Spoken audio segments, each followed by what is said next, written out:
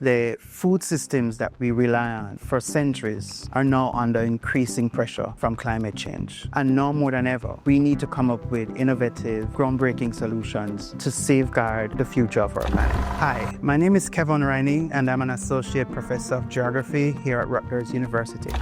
So I can't separate my scholarship from who I am. So, I was born in Jamaica with a rural family. My maternal grandfather was a farmer. And so one of the central concerns with my work is to find ways in which we can lift people out of poverty, understanding that uneven development is very much linked to overarching structures that make it very difficult for certain groups of people to earn a decent living. My work is very much concerned with really providing support for existing groups that are marginalized, to find ways in which we can use scientific research to empower these groups to build resilience within the systems that support their livelihoods. So this is a central concern for my work, and you see it play out in the kind of broad areas of research that I'm involved with. Smallholder farmers are agricultural producers that generally grow crops and rear livestock on very marginal lands, usually around 2 hectares or 5 acres. There are roughly 600 million smallholder farmers around the world, and these smallholder farmers grow a variety of different crops, ranging from traditional crops like banana, coffee, and so on. Primarily in mixed cropping systems, they rely on their own labor or family labor. Normally, these are subsistence systems, so they grow food for their families, and the excess they generally sell to the market. Smallholder farmers are extremely important in terms of poverty alleviation. Most of the foods produced by smallholder farmers in places such as Latin America and the Caribbean or Asia and Africa are actually used to feed majority of those populations. They tend to produce foods that are more affordable. They tend to be more organic and very different from the type of industrial agricultural systems that we see dominating the world.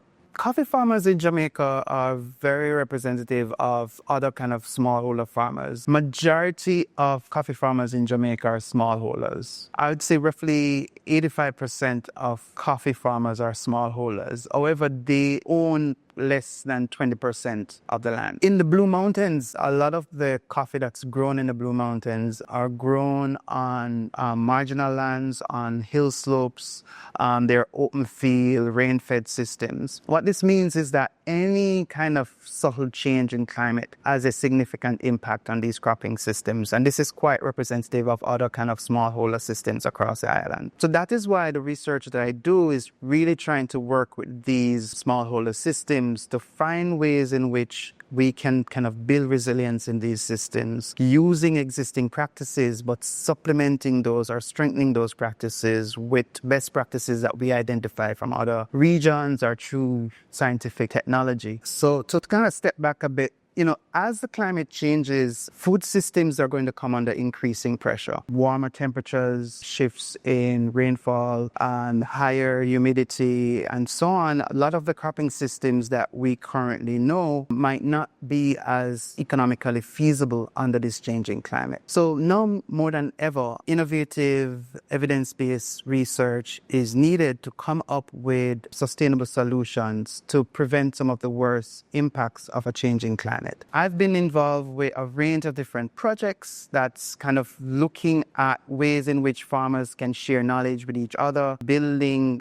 resilience through peer-to-peer learning. And so farmer field schools is like one kind of set of activities our strategy that we use, where we bring farmers together in a very kind of participatory environment where they're able to share knowledge with each other, experiment with different techniques that they might learn through targeted interventions. We use these farmer field schools as a way of showcasing best practices.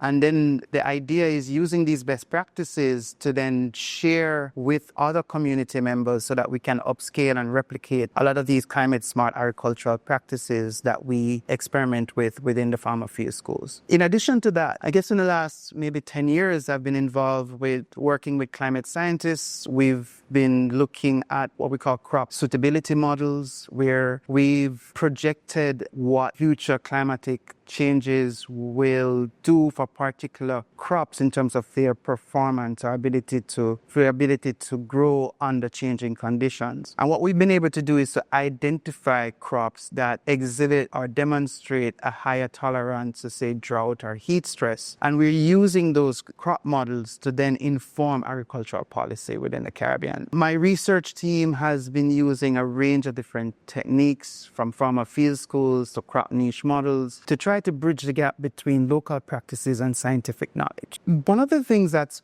really evident from my research is how distant people are from the food systems that they rely on a daily basis. And one thing that or at least one key message I would want to pass on, is that there is power in knowing more about, getting more aware and knowledgeable about your food system. So it helps people to make more informed decisions. Also, the people that are producing our foods, they have stories, they have challenges.